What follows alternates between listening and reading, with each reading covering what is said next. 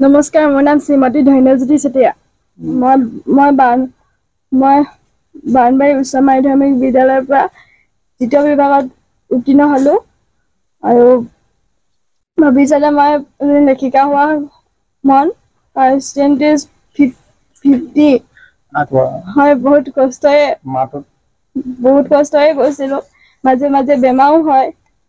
তাৰ মাজতে কেতিয়াবা মাহেকৰ মূৰত 10 দিন, কেতিয়াবা 2 দিন তেনেকে যোৱা হয়।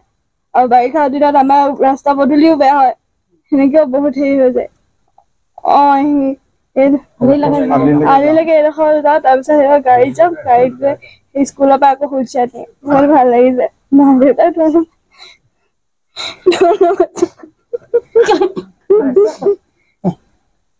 মানে বহুত কষ্ট কৰিলোঁ সৰুৰ পৰা।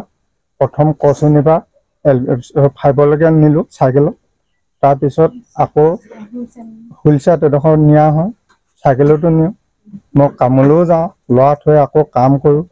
তাৰপিছত 6ৰ পৰা বাউণ্ডেৰীলৈ চাইকেলতে নিওঁ সদায়। আজিও সেইখন চাইকেল আছে। আজি 6 মানে ক শ্ৰেণীৰ পৰা সেইখন চাইকেল এতিয়াও আছে আজিলৈকে। চাইকেল অহা যোৱা কিমান দূৰ হয় স্কুল আপোনালোকৰ ঘৰৰ পৰা? 10 কিলোমিটাৰ বাউণ্ডেৰী। স্কুলৰ পৰা হুইলচেয়াৰত আকৌ লৈ যায় ন গেটৰ মুখত। এতিয়া ছোৱালীজনীয়ে কলা শাখাত পঢ়িম বুলি কৈছে, এই ক্ষেত্ৰত আপুনি মানে কিমান দূৰ কিমান পাৰোঁ আৰু দিন হাজিৰা কৰা সেনেকে পঢ়াম আৰু মুঠতে পঢ়াম। এগৰাকী সুলেখিকা হ'ব বিচাৰিছে, এই ক্ষেত্ৰত আপুনি কি কৰিব?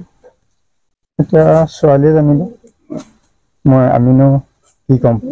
আপুনি আশাবাদী নে তাই পাৰিব বুলি ভাবিছোঁ।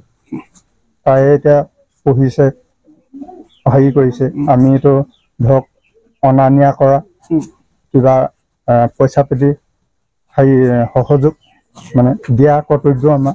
ফুলীয়া পঞ্চায়তৰ অন্তৰ্গত বাজিবৰমৰা এখন ভিতৰ গাঁও।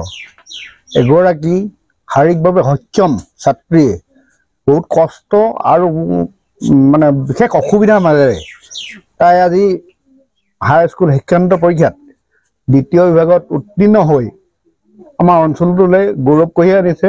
আৰু লগতে আমাৰ সমাজত যিবিলাক শাৰীৰিকভাৱে সক্ষম বা দিব্যাংগ ছাত্ৰ ছাত্ৰী আছে, ই এক উদাহৰণ হৈ ৰওক, যাতে অনাগত ভৱিষ্যতত এই অন্য যিসকল ছাত্ৰ ছাত্ৰী আছে সেইসকলো এই যি আদৰ্শ প্ৰেৰণাৰে আগবাঢ়ি যাওক, তাৰে কামনা কৰিছোঁ। আৰু অনাগত ভৱিষ্যতত তাই আৰু সুনাম কঢ়িয়াই আনক, তাৰে আশাৰে মই তাইৰ উজ্জ্বল ভৱিষ্যত কামনা কৰি মই